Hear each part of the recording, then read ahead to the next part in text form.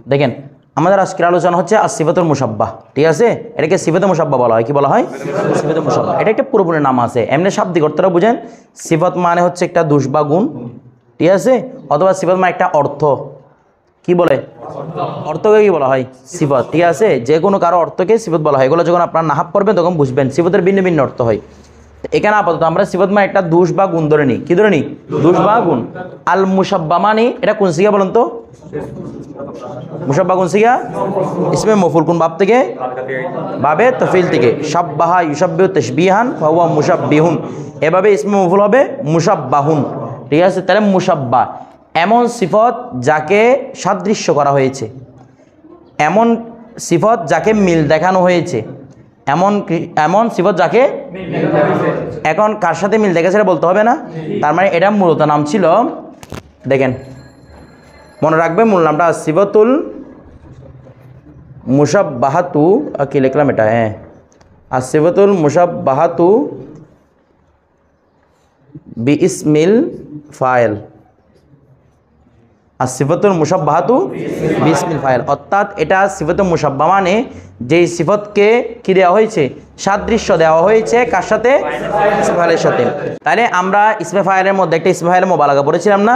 এখন বলতেছে এটা এমন একটা সিফত যেটি কার সাথে সাদৃশ্য রাখে, তার মানে এটার অর্থটা কার মতো হবে? ইসমে ফাইলের মতো হবে, ঠিক আছে? তবে ভিন্ন একটা প্রকার সিফাতুল মুশাব্বাহ, কিন্তু অর্থের দিক থেকে কার মতো? ইসমে ফাইলের মতো, ঠিক আছে? যেমন আমরা একটা শব্দ দেখি, যেমন দেখেন শব্দ আতশানু।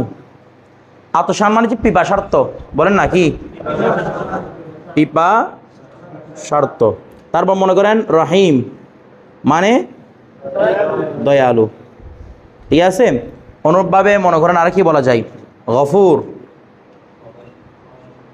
গফুর মানে ক্ষমাশীল, গফুর মানে ক্ষমাশীল। তাহলে এই যে জিনিসগুলো বলতেছে এগুলোর মধ্যে কি ইসমে ফাইল অর্থ নেই? বনা রহিম মানে দয়ালু, মানে যে দয়া করে। পিপাসার্থ মানে যার কাছে কি নিয়েছে? পিপাসা নিয়েছে। আর গফুর মানে ক্ষমাশীল, যিনি কি করেন? ক্ষমা করেন। তাহলে এগুলোর মধ্যে কিসের অর্থ আছে? তো যে ইসমে ফাইলের সাথে সাদৃশ্য কেন বলতেছে? যেগুলো অর্থের মধ্যে কিসের মতো? ইসমে ফাইলের মতো। অর্থের মধ্যে কার মতো? ইসমে ফাইলের মতো। তবে যেহেতু নতুন একটা প্রকার, তার মানে কিছু পার্থক্য থাকবে না, নাকি থাকবে না?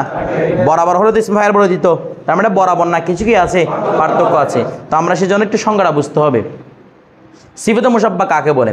এমনিতে সিফাতের মধ্যে শাব্দিক তো বুঝে নিলাম, যে সিফতটা কার সাথে সাদৃশ্য রাখে? ইসমে ফাইলের সাথে সাদৃশ্য রাখে। এখন কাকে বলা বুঝেন?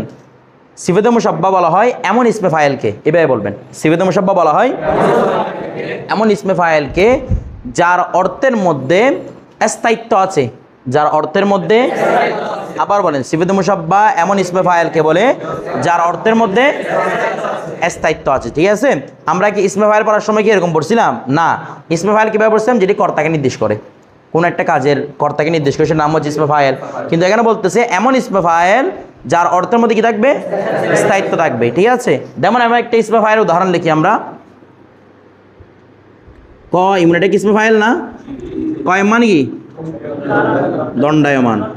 তাহলে একটা বিষয় বুঝেন, দণ্ডায়মান অর্থের মধ্যে কি স্থায়িত্ব আছে? সে কি সারা জিন্দগি দাঁড়ায় আছে? না, ঠিক আছে? তার মানে এই যে ইসমে ফাইল, এটা কোনো স্থায়িত্বের উপর নির্দেশ করে না। ইসমে ফাইল নির্দেশ করে কিসের উপর? ক্ষণস্থায়িত্বের উপর। কিসের উপর? আর সিফাতুল মুশাব্বাহ কিভাবে বোঝাবে? দাওয়ামিয়াত। দাওয়ামিয়াত মানে স্থায়িত্ব, দাওয়ামিয়াত মানে স্থায়িত্ব, ঠিক আছে? যেমন মনে করেন আমি যদি এখানে লিখি গফুর, গফুর মানে ক্ষমাশীল। তাহলে ক্ষমাশীল মানে তার থেকে ক্ষমাটা কখনো ছুটে না, তিনি সব সময় কি করেন? ক্ষমা করেন। তার নাম কি? ক্ষমাশীল। অর্থাৎ ক্ষমাটা তার থেকে যায় না। অনুভাবে রহিম, রহিম মানে দয়ালু। তাহলে রহিম শব্দ যেটা রয়েছে, এর রহিম মানে দয়ালু, তার মানে আল্লাহর থেকে কখনো দয়াটা ছুটে না, সব সময় আল্লাহর সাথে স্থায়িত্বভাবে কি থাকে? লেগে থাকে। সেটাকে কি বলা হয়? সিফাতুল মুশাব্বাহ। বিষয়টা ক্লিয়ার? তাহলে আমরা একটা জিনিস বুঝে নিলাম যে কি ইসমে ফাইলের সাথে সিফাতুল মুশাব্বাহর সম্পর্ক আছে কোন দিক থেকে? অর্থের দিক থেকে। তবে একটি বেশকম আছে, যেহেতু দুইটা ভিন্ন প্রকার। বেশকমটা কি? ইসমে ফাইল ক্ষণস্থায়িত্বের উপর বুঝায়, সিফাতুল মুশাব্বাহ কিসের উপর? স্থায়িত্বের উপর বুঝায়। এইটুকু বুঝাইছে। আচ্ছা, এবার সামনে আরো তথ্য দিই, বলতেছি, আমি জানি এটা নিয়ে প্রশ্ন করবেন আপনারা। এরপর দেখেন তাহলে এইটুকু বুঝাইছে ইসমে ফাইল কিসের উপর দালাত করে? ক্ষণস্থায়িত্বের উপর, আর সিফাতে মুসাব্বা স্থায়িত্বের উপর। এখন একটা বিষয় বুঝেন। তাহলে এখন আমরা তিনটা বিষয় টপিক পেলাম এখান থেকে। একটা ছিল ইসমে ফাইল, আরেকটা ছিল ইসমে ফাইলে মুবালাগা, এখন আটটা পড়ছে কি? সিফাতে মুসাব্বা। জি পর বলতেছি তো আমি। একটা ছিল ইসমে ফাইল, একটা ছিল ইসমে ফাইলে মুবালাগা, আটটা ছিল কি? এখন এই তিনটার মধ্যে আমরা পার্থক্য নির্ণয় করব, ঠিক আছে? যেমন মনে করেন আমরা ইসমে ফাইল কাকে বলে বলছিলাম? যেটি একটা কাকে বোঝায়? কর্তাকে বোঝায়, শেষ, এটা ইসমে ফাইল। আর কর্তা বোঝানোর ক্ষেত্রে যদি মুবালাগা, আধিক্যতা বোঝায়। কর্তা মানে কোনো একটা কাজ যে করেছে, কর্তা মানে কোনো একটা কাজ যে করেছে না, তাহলে ইসমে ফাইল নির্দেশ করবে কাকে? যে সে একটা কাজ করেছে। দরিবুন, সে মেরেছে। তারপর মনে করেন আর কি বলে? সামিউন, সে শুনেছে। তারপর নাসিরুন, সে কি করেছে? সাহায্য করেছে। তাহলে ইসমে ফাইল এটা নির্দেশ করে সে কোনো একটা কাজ করেছে। এখন ওই কাজটা যদি অধিক পরিমাণে করে, ইসমে ফাইলে মুবালাগা। ওই কাজটা যদি সে অধিক পরিমাণে করে তখন সে কি হবে? যেমন দরেব, সে একবার মেরেছে। যদি বলে না সে বারবার মারতেছে, সে অনেকবার মারে, তাহলে কি হবে? দর্রাব, সে বেশি মারে। কথাটা বোঝে না? মারাটাই তার পেশা হয়ে গেছে। বিষয়টা বোঝে না মনে হয়। আর যদি ইসমে ফাইলটা বোঝাই যে এটা কোনো বেশি না, এখানে কি বেশির অর্থ আছে? বেশির অর্থ কোথায় আছে? ইসমে ফাইলে মুবালাগার মধ্যে। এখানে কোনো বেশির অর্থ নাই। সিফাতে মুসাব্বার উপর সিফ বুঝায় ওই কাজটা তার সাথে স্থায়িত্বের সাথে আছে, ওই কাজটা তার সাথে, এখানে কোনো আধিক্যতার অর্থ নেই। বিষয়টা বুঝে। যেমন রহিম, অধিক দয়ালু, এভাবে নয়। রহিম মানে দয়ালু, তো দয়াটা তার থেকে কখনো ছুটে না, সব সময় কি করেন? দয়া করেন। এখানে অর্থ এটা আসবে না অধিক দয়ালু, মানে যখন আমি রহিমটাকে সিফাতে মুসাব্বা বলবো, যখন বলবো রহিমটাকে কি, তখন এটা অর্থ কি আসবে না? অধিক দয়ালু আসবে না। হ্যাঁ, রহিম শব্দটা সিফাতে মুবালাগাও হয়, মানে ইসমে ফাইলে মুবালাগাও হয়। রহিম শব্দটা সিফাতে মুসাব্বাও হয়। যখন রহিম শব্দটা সিফাতে মুসাব্বা, তখন আমরা সিফাত অর্থ কি করবো? দয়ালু। অধিক দয়ালু তুলবেন না। যখন বলবে ইসমে ফাইলে মুবালাগা, তখন অধিক দয়ালু, মানে দয়াটা যে অধিকভাবে করে, তখন ইসমে ফাইলে মুবালাগার অর্থ। মানে এই ফাইল অনুযায়ীটা ইসমে ফাইলে মুবালাগার ক্ষেত্রেও ব্যবহৃত হয়, সিফাতে মুসাব্বার ক্ষেত্রেও ব্যবহৃত। অমনভাবে গফুরুন, এই গফুর শব্দটা সিফাতে মুসাব্বার জন্য ব্যবহৃত হয়, ইসমে ফাইলে মুবালাগার জন্য। সিফাতে মুসাব্বার মধ্যে কি নেই? আধিক্যতার অর্থ নেই। বিষয়টা বুঝাইছে।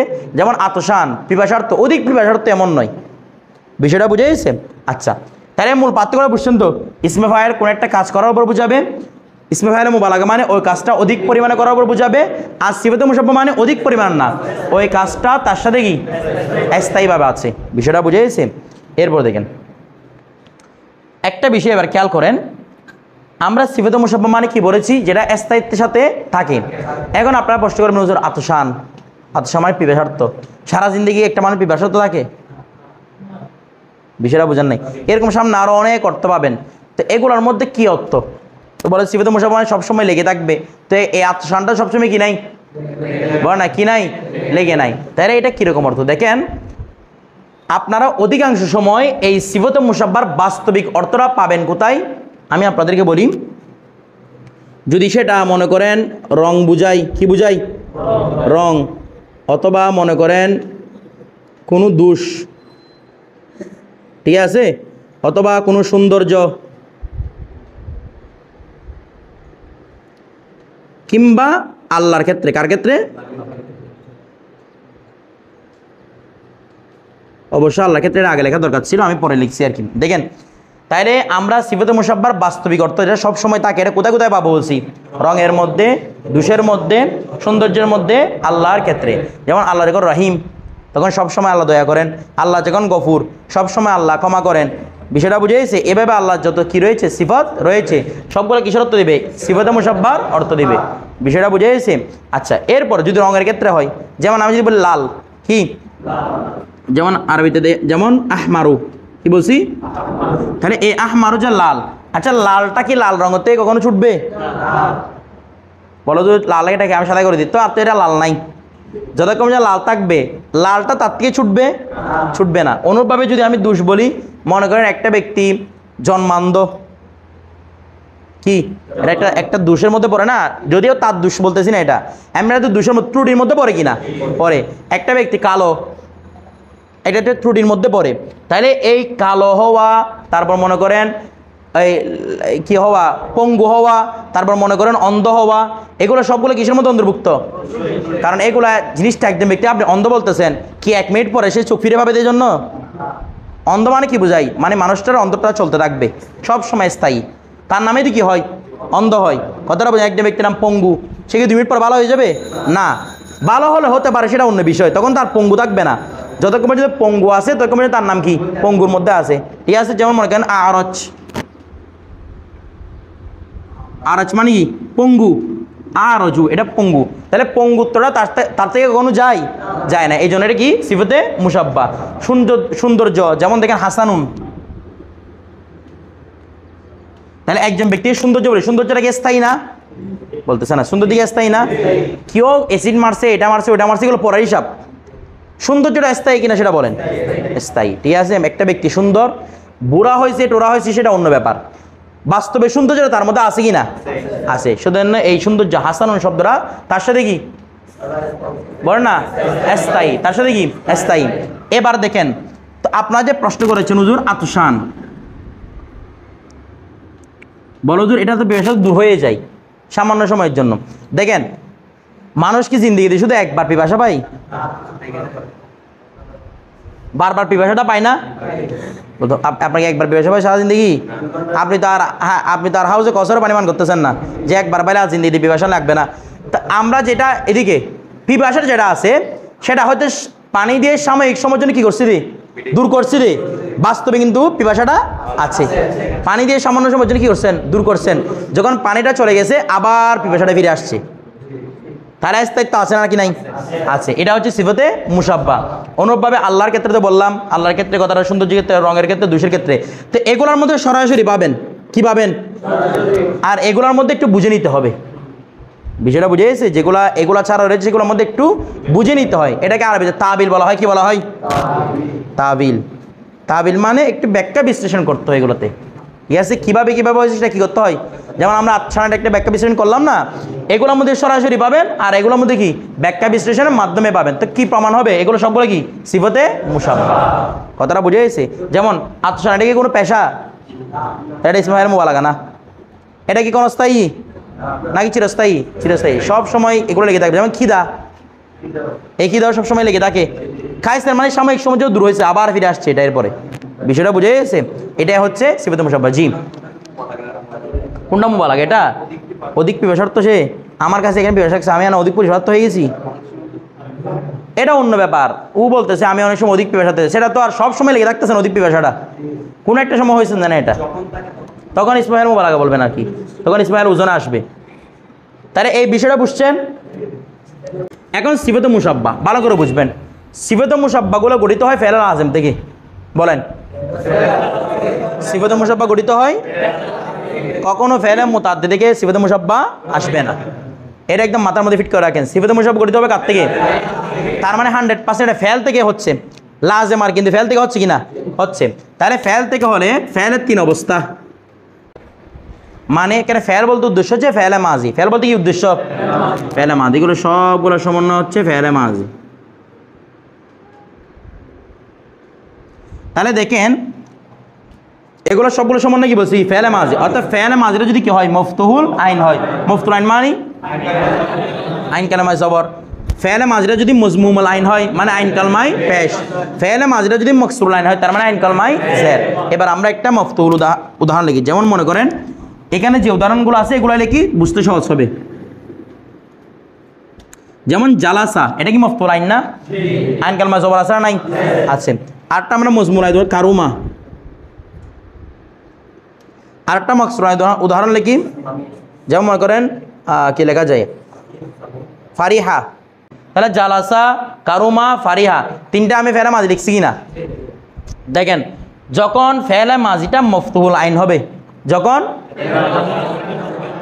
কোন আইন হবে? মফতুল আইন হবে, তখন সেখান থেকে সিফাতে মুসাব্বা, এগুলো সব সময় না, মেজরিটি টাইম, মানে অধিকাংশ সময় সব সময় নয় কি অধিকাংশ সময় যখন মাফতুল আইন হয় তখন অধিকাংশ সময় সিফাতুল মুসাব্বাটা ফাআলুন ওজন আসে কোন জনে ফাআলুন ঠিক আছে কোন জনে আর মুয়ান্নাসটা আসবে ফাআলাতুন আইনের উপর জবর ঠিক আছে ফাআলাতুন তাইলে দেখেন তো জালাসা এটা মাফতুল আইন কিনা এখান থেকে যদি আমি কি করতে যাই সিফাতুল মুসাব্বা করতে যাই তাহলে কোন জন আসবে এটা লামের উপর জবর আবার আইন নিচে ধরিয়েন না ফাআলুন তাহলে কি হবে বল না জালাসুন জালাসুন আর ফাআলাতুনটা কি হবে জালাসাতুন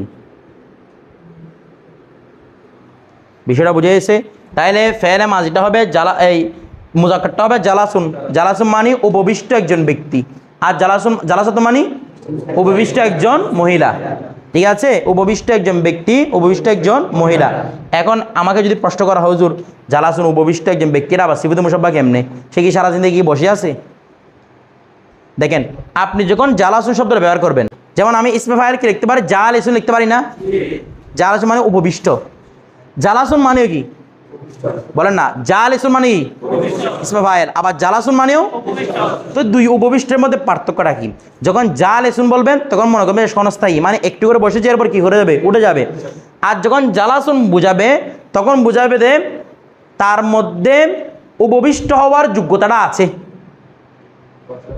যখন জালাসুন বুঝাবে কি বুঝাবে তখন কি ধরবেন তার মধ্যে বসার যোগ্যতাটা আছে তো একজন ব্যক্তির কাছে কি বসার যোগ্যতাটা কি চলে যায় নাকি সবসময় থাকে তখন বুঝবেন এটা সিফাতুল মুসাব্বা বিষয়টা বুঝছেন আমরা আবার বলতেছি জালাসুন এটা ইসমে ফাইল না এটা অর্থ কি উপবিষ্ট একজন পুরুষ মানে উপবিষ্ট লিখলাম আর জালাসুন এটাও মানে কি তখন এটা অর্থ কি উপবিষ্ট তো এখন দুইটা শিকার অর্থ সেম কিনা বল না সেম কিনা তো এখন আমি কখন জালাসুন ব্যবহার করব কখন জালাসুন ব্যবহার করব যখন বুঝবেন যে একজন ব্যক্তি মনে করেন আমি এখন বসে আছি তো আমি কি সারা জিন্দেগি এরকম বসে থাকবো ক্ষণস্থায়ী এর পর একটু উঠে যাব তখন আমাকে বলবেন জালিস তখন আমি জালিস আর যখন আমার বোঝানোর উদ্দেশ্য হবে এটা যে আমার কাছে বসার কি আছে যোগ্যতাটা আছে আমি বসছি আবার আমার মধ্যে সবসময় বসার কি আছে যোগ্যতা আছে তখন সেটা কি হবে জালাসুন বলা হুজুর আবার বসার যোগ্যতা নেই এরকম কোনো ব্যক্তি আছে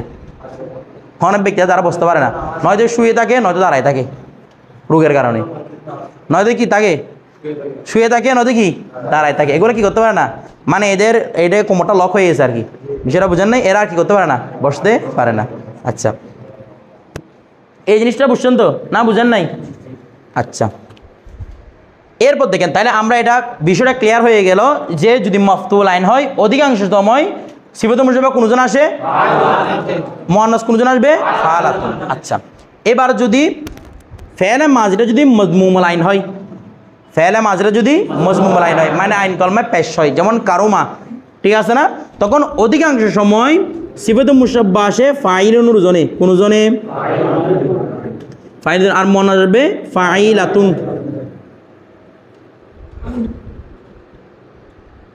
বিষয়টা বুঝছেন আবার বলতেছি যখন সিফাতুল মুসাব্বার ফেলা মাজি মদমুমুল আইন হবে তখন তার থেকে মুজাক্কার আসবে ফাইলুন মুয়ান্নাস আসবে তাহলে কারোমা থেকে কি আসবে এবার আপনারা পাইছেন ওই যে ওইখানের মধ্যে কারিমুনের মধ্যে ইসমে ফাইল কারিমুন কেন বলছিল তখন আপনারা প্রশ্ন করছিলেন এখানে হুজুর এটা ইসমে ফাইল ওজনটা কারিমুন কেন আছে আমি আপনাদের সামনে পাবেন এই সামনে এখন পাইছেন যে ঠিক আছে কারিমুন এরপর মুয়ান্নাসটা কি হবে কারিমাতুন মানে কারিমা ঠিক আছে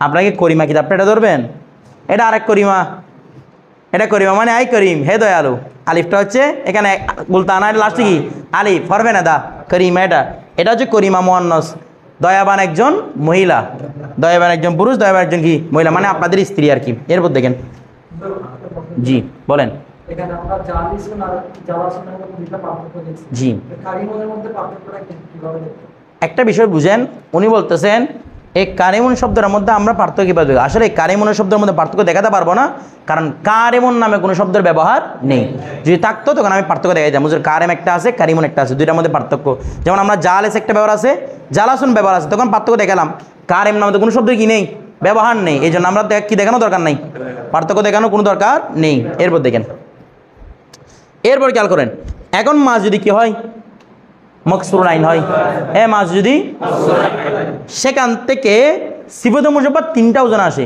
কয়টা ওজনে? এই জন্য মকসুরুল আইনটা সবার লাস্টে লিখছি। একটা ওজন হচ্ছে ফাইলুন, এটা ছিল কি,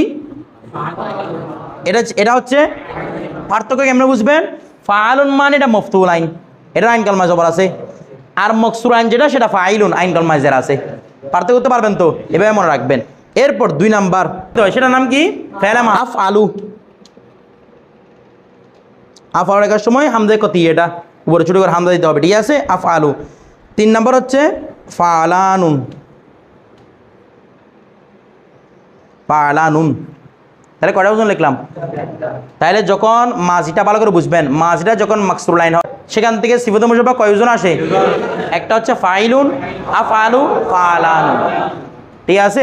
যেমন দেখেন ফারিহা থেকে এটা ওজন নেন ফারিহুন, এটা ওজন নেন আফরাহু, এটার ওজন নেন ফারহানুন। বিষয়টা বুঝে গেছে? তাহলে কয়টা ওজন নিলাম? একটা ফারিহুন, আফরাহু, ফারহান। এখন বিষয়টা হচ্ছে হুজুর আমি ফাইলুন কখন নিব, আফআলু কখন নিব, ফালান কখন নিব, নাকি যে কোনো সময় যে কোনোটা নিতে পারবো? এটা একটি পার্থক্য আছে। এই জিনিসটা আমরা বুঝলাম পুরো চার্টটা। আপনারা শেখার সময় এভাবে চার্ট করে শিখবেন, তখন দেখবেন শিখতে সহজ হচ্ছে।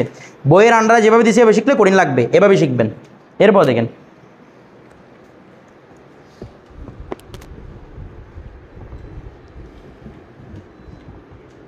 আমাদেরকে এখানে বলেছে যখন মাকসুরুল আইন হয়, কি হয়? মাকসুরুল আইন হয় তখন কয়টা ওজন বলছিল? কি কি বলছিল? ফাইলুন, আফআলু, ফালানুন। এখন কোনটা কখন ব্যবহার করব, ঠিক আছে? দেখেন যখন এটা মকসুরুল আইন মানে কে মকসুরুল আইন? মাজিটা মকসুরুল আইন। এখন দেখেন তো মাছ যখন মকসুরুল আইন, এই মাঝের একটা অর্থ আছে না, নাকি কোনো অর্থ ছাড়া এটা, নাকি লফজ মুহমাল? লফজ মুহমাল হলে এখানে আসবে না, এটা একটা কি আছে? অর্থ আছে। যদি অর্থের মধ্যে খুশি অথবা দুঃখ বুঝাই, কি কি বলছি? খুশি অথবা দুঃখ বুঝাই, তখন সেটা কোন জন আসবে? যেমন দেখেন ফারিহা, ফারিহা মানি সে খুশি হলো, তাহলে খুশি না দুঃখ? তাহলে কোন জন নিব? তাহলে কি লিখবো আমি এটাকে? ফারিহুন, ফারিহুন না ফারিহুন। কি ফারিহুন? এখানে কি আছে তো ফারিহুন কেন বলতেছেন? ফারিহুন, বিষয়টা বুঝে গেছে। এরপর দেখেন দুঃখ বুঝালে যেমন হাজিনা, হাজিনা মানে সে দুঃখ পেল, সে চিন্তিত হলো। তার চিন্তাটা কি খুশির সংবাদ নাকি দুঃখের সংবাদ? তাহলে দুঃখ হলে সে কোনজন আসবে বলছি? ফাইলুন ওজনে, তাহলে কি হবে? হাজিনুন। বিষয়টা বুঝে গেছে? এর বেকে এখন কোনজন আসে? আফআলু। এটা কখন নিব? যখন দুষ অথবা রং বুঝাবে। কি বুঝাবে? তো দুষ অথবা রং বুঝালে সেখান থেকে সিফাতে মুশাব্বাহ কোনজন আসবে? আফআলুর ওজনে আসবে। যেমন দেখেন দুষের মধ্যে আ রজু লিখতেও লিখলাম আ রজু, অথবা মনে করেন আ আমা। তবে শর্ত হচ্ছে মাঝেরে কি হতে হবে? এগুলো কিন্তু সবগুলো মকসুরুল আইন থেকে বের হচ্ছে। যেমন এটা মাঝে হচ্ছে আরিজা, ঠিক আছে? এটার মাঝে হচ্ছে আমিয়া, কিরে আমিয়া, ঠিক আছে? এখান থেকে আমিয়া থেকে কি আসছে? আমা, আমা মানে অন্ধ, আরজু মানে পঙ্গু, মানে এক পানাই আর কি, ঠিক আছে? ল্যাঙ্গা যেটাকে বলে আর কি। এরপর দেখেন রং, রং মানে আহমারু, আহমার মানে কি? লাল। এটা মাঝি কি? হামির, ওই মাঝি কি? হামির অর্থ কি? সে লাল মানে কি? সে লাল, সে লাল মানে কি? লাল কালার। সে লাল মানে সে সুন্দর। বিষয়টা বোঝেন নাই? যখন পুরুষ বোঝাবে পুরুষটি লাল, তার মানে পুরুষটি সুন্দর। আর যদি কোনো জিনিস বোঝায় যেমন কলম, কলমটি লাল, তখন তার বোঝাতে হচ্ছে না কলমটি সুন্দর, তখন না, বাস্তবে লাল এটা। এরপর দেখেন আহমার মানে কি? লাল পুরুষ, ওই লাল পুরুষ মানে বাস্তবে পুরুষ হতে হবে না, শব্দটা পুরুষ হলে হয়েছে, ঠিক আছে? এরপর দেখেন তারপর এটা করতে আসছে হামির। এরপর দেখেন কি লেখা যায়? কালো আরবি কি? আসওয়াদু। তাহলে এটা মাঝি কি সাবিদা, মাঝি কি সাবিদা, তাহলে সাবিদা কি আসছে আসওয়াদু, যেহেতু সেটা রং এবং দুষ বোঝাচ্ছে সেটা কোন ওজনে, আফআলুর ওজনে। বিষয়টা বুঝে গেছে? তাহলে এখন একটা বিষয় বুঝেন আপনারা। উনি একটা প্রশ্ন করেছে, হুজুর আফআলুটা ইসমে তফদিলের ওজন, আমরা কি এটাকে সিফাতে মুসাব্বা বলবো না ইসমে তফদিল বলবো? পার্থক্য আছে না? দেখেন, ইসমে তফদিল কখনো প্রকাশ্য দুষ অথবা প্রকাশ্য রং বুঝায় না। মানে ইসমে তফদিল রং বুঝায় না, ইসমে তফদিল প্রকাশ্য কোনো দোষ বুঝায় না। আবার বলতেছি, ইসমে তফদিল প্রকাশ্য কোনো দোষ বুঝায় না, ইসমে তফদিল কোনো রং বুঝায় না। যখন দেখবেন রং থেকে রঙের ব্যাপারে আফআল ওজন আসছে, তখন সেটা ইসমে তফদিল নয়, সেটা কি সিফাতে মুসাব্বা। তারপর আর যেটা একটা প্রকাশ্য দোষ কিনা, নাকি ল্যাঙ্গাতে এটা দেখা যাচ্ছে না, অন্ধরে দেখা যাচ্ছে না মনে হয়, দেখা যাচ্ছে এগুলো। তো যেগুলো দেখা যায় তো সেগুলো হচ্ছে প্রকাশ্য দোষ। এই প্রকাশ্য দোষের ক্ষেত্রে আফআলও কোনো ওজন আসবে না, ইসমে তফদিলের ওজনে আসবে না। তখন সেটা কি বলবেন? মাকসুরুল আইন হলে ফালানুন, কি রে ফালানুন। এখন এই ফালানুন ওজন কখন আমরা নিব? তাই এটা একটা আছে না, এমনি একটা সহজ উপায় হচ্ছে, যেটা খুশিও বোঝাচ্ছে না, দুঃখও বোঝাচ্ছে না, রং দোষ কিচ্ছু বোঝানো, সেটা কোন ওজন আসবে? কিছুর বোঝান নাই, কোন ওজন আসবে? ফালানুন ওজন আসবে। এরকম বলে সহজে শিখলে একদম মনে থাকতেছে, দুইটা শিখলে আরেকটা শিখা হয়ে গেছে। মকসুরুল আইন হয়েছে দুশো বুঝায় না, রঙও বুঝায় না, কিচ্ছু বুঝায় না, তখন সেটা কোন ওজন নিয়ে আসবেন?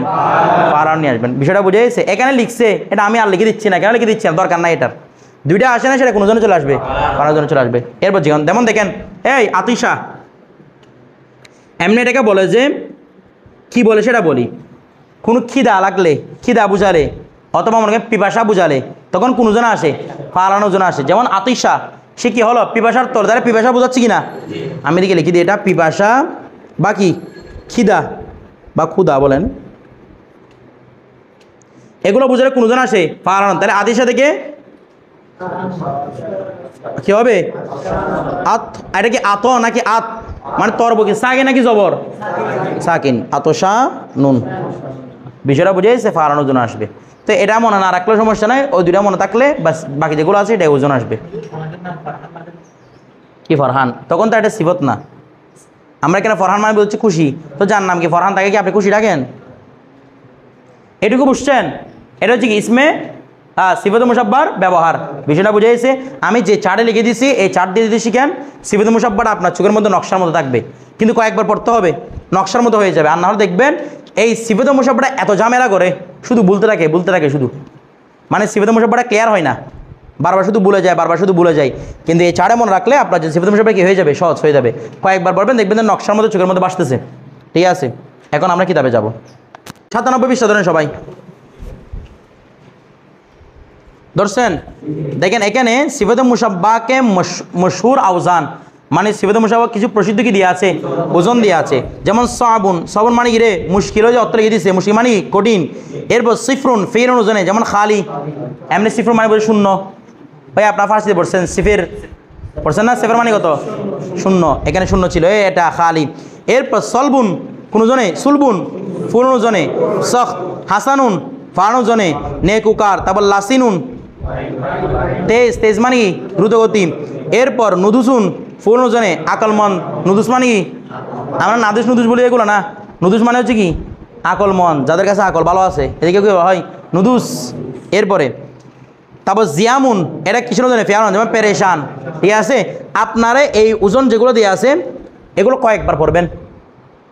ঠিক আছে, মানে মুখস্থর মতো করে ফেলবেন। আমি বলতেছি না যে 100% মুখস্থ করতে হবে। কিভাবে করবেন? মুখস্থের মতো। কয়বার পড়বেন? কমপক্ষে একটা লাইনকে 30 বার। কয়বার?